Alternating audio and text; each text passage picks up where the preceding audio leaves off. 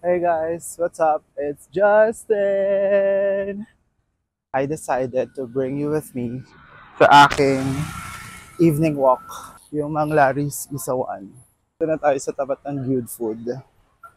Naglalakad tayo along Jacinto Street. Dito na tayo ngayon sa Univav.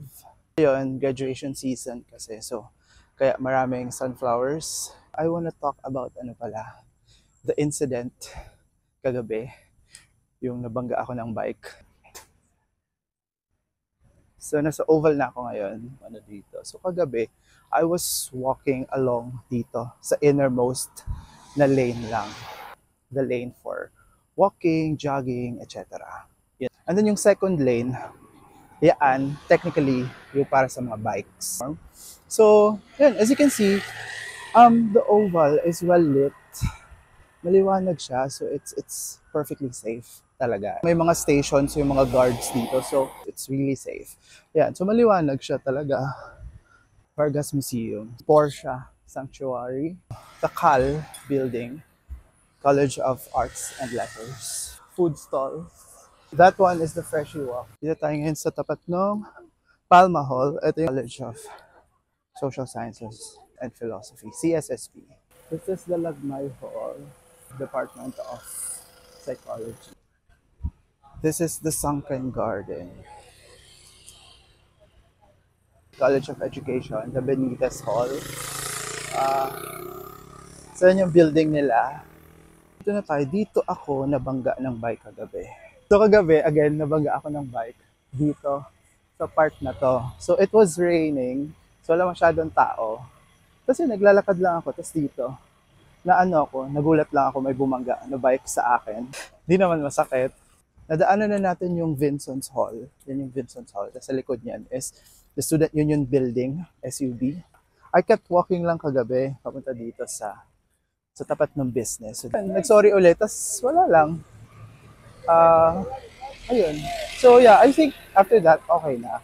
Pero I want to talk more about what happened after that, after I posted. So ayan. So yeah, andito na ulit tayo sa Econ. This is the School of Economics. Tapos after ng Econ, dito is the College of Law. Kasi yan, meron ulit guard. So now, I want to talk about victim blaming. Ako yung victim kahapon. Maraming comments, maraming nag-message. Don't get me wrong, I appreciate all the messages. Although some, they come off as parang victim blaming, na parang may kasalanan ako yung may pagkukulang, na parang deserve ko yung nangyari sa akin. Hiningi ko ba yung nangyari sa akin? Yeah, I just like to say na hindi ko naman hiningi na mangyari sa akin yun. So I felt sad lang about the other comments or the other messages na mag-wear ka ng reflector, something, mag-ingat ka, huwag ka maglakad pag gabi na, huwag ka na lumabas. Hello, nasa loob lang ako ng campus. So, wala akong maling ginagawa. I'm just walking sa walking lane. Kahit na naka-reflector ka dyan, kahit na naka-armored suit ka dyan, kung merong biker or motorista na hindi tumitingin, talagang mababangga ka, di ba? Tsaka, katalikod ako alam nga namang, paano ko malalaman kung may babangga sa akin? So, yeah, ang gusto ko lang sabihin, it wasn't my fault. Wala akong pagkukulang, wala akong kailangan baguhin, kasi I've been doing this for more than a year na. So, it's safe here inside UP. So, yun, nagkataon lang, nag-explain naman yung bata kagabi na di talaga siya nakatingin kasi they're playing, apat sila nagbabike sila. Tapos para mag-video ata sila. So, siya siguro yung magte-take. So, he wasn't looking sa dinadaanan niya. That's why nabangga niya ako. Hindi siya mabilis eh. So, napatawad ko naman siya. Di naman kasi lahat kayang kayang bayaran ng sorry. Right? So nagkataon lang na hindi naman ako nasaktan. So yeah, and a sorry is enough. Actually parang 3 times nga siya nag-sorry eh. So okay na sa akin yun. Anyway, dito na tayo sa Eng. Tapos tapat ng Eng yung Beta Way. So Beta Way, it connects the engineering to the Palma Hall. Yeah, so ito Melchor Hall naman. So going back, Yun, so sorry was enough kasi hindi naman ako nasaktan. Though ino-observe ko pa yung katawan ko kung may lalabas na sakit or something. Pero yeah, so far, so good. Masama dun is what if namatay? Namatay yung nabangga. So sorry will never be enough talaga. Na dapat careful tayo lagi kasi hindi natin alam talaga yung mangyayari sa mga ginagawa natin. Basta ako, hindi naman ako nagkukulang sa pag-iingat. Hindi ko naman pinapresent yung sarili ko na na sige, banggain niyo ako, ganito, ganito. I'm being careful naman. So kahit na gaano ako kaingat, kung yung mga nasa paligid ko hindi maingat, so yeah, prone pa rin ako to accidents or incidents like that one. Naman, after the engineering building, the lecture hall, madadaanan na natin is yung mga tennis courts. Then after that, you have the Film Institute and the UP Theater. Between the Film Institute and the UP Theater, nandyan yung Carillon Tower. Usually umiilaw siya and tumutunog. Pero not tonight. One of the showing films ay How to Have Sex.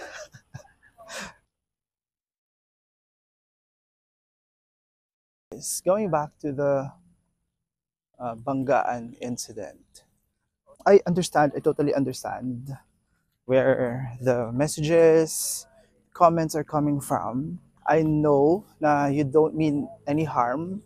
You don't mean to um, blame me for what happened.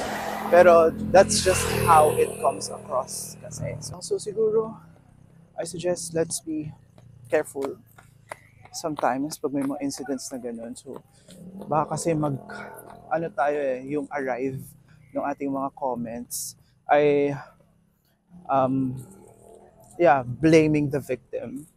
Kasi if wala naman talagang ginagawang masama ang victim, parang yeah, it will just add salt to injury. So it will just, lalong lalala lang yung nararamdaman ng biktima.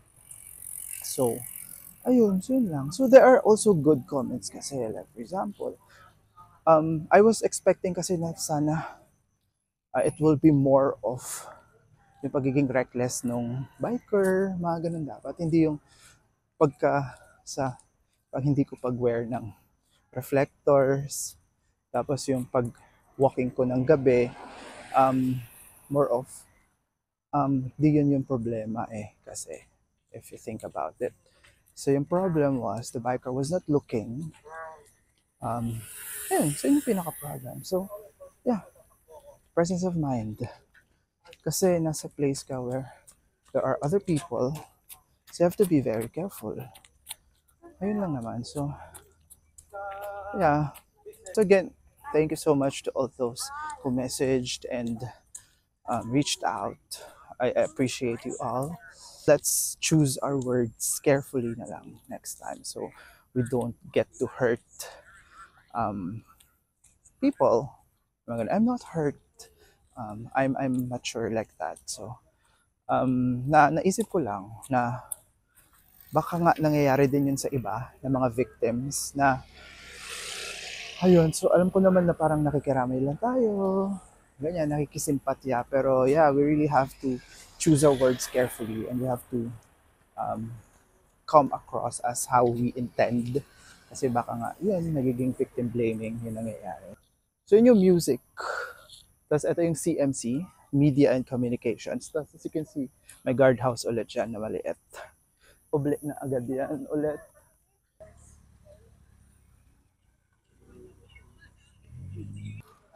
And andun yung mga bikers. So baka matbangga ulit tayo. Yun again yung daan ko is dito sa mga sunflowers, isang ikot lang. So I call this parang mini oval. Yan. Actually, tapos na yung graduation kasi ng UP Diliman. So I'm thinking, di ko alam kung aabot pa to sa graduation ng UP Manila. Yung UP Manila College of Arts and Sciences kasi sa July 20 pa. Yeah, pero medyo pasuko na yung mga sunflowers. Ayan. So, di ko alam kung abot pa to ng 20.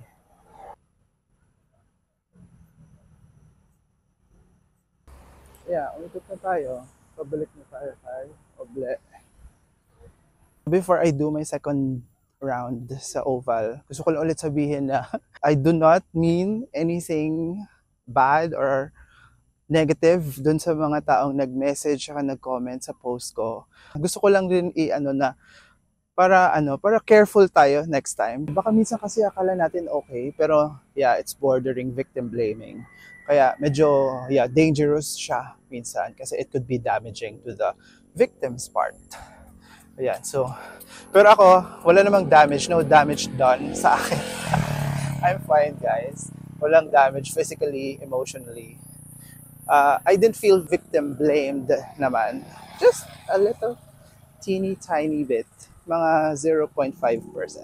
Kasi I know na those who messaged, kasi you really know, you really took time to, send a message, and I really appreciate that. It really showed that you cared, that you care, okay? So yeah, thank you. Huwag kayong magalit. Hindi ako galit sa inyo. Okay tayo. Thank you. Love ya. Guys, so naka 5,000 steps na ako.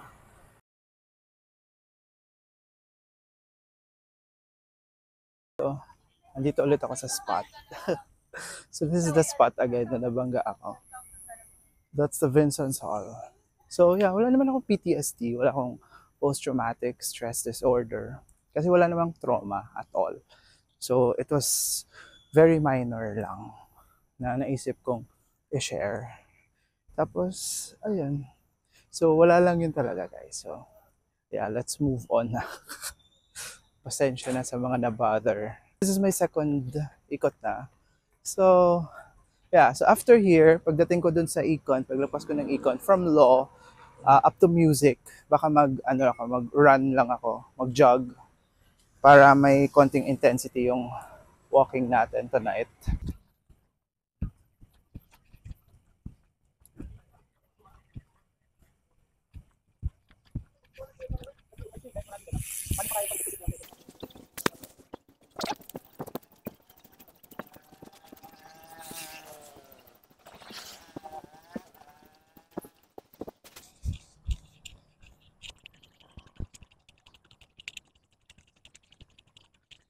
Patapos na tayo sa ating second na ikot sa Oval. So, yan yung UP Theater. Tapos katabi niya ay yung music. Diyan yung amphitheater. Yan yung Quezon Hall. Tapos sa tapat niyan si Oble. Yung exit ko is dun sa Lacandula Street. Tapos magle-left ako sa De Los Reyes, palabas ng KNL. Ayan. So, hi guys. So, dito na ako sa exit point ko. So, yeah. Ito yung Oval. Pero dito na ako dadaan. Palabas ng KNL. Okay?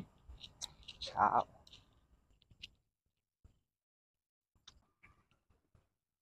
Ito na ako sa De Los Reyes. May guardhouse ulit dyan. So, it's really safe. Though, di siya masyadong maliwanag dito. Ayan. May mga kasalubong naman tayo. Hey guys, so we're halfway through De Los Reyes na. Ayun na yung KNL, tas dun yung Oval. Ayun na yung KNL guys, may guard lang ulit dito. That's the KNL.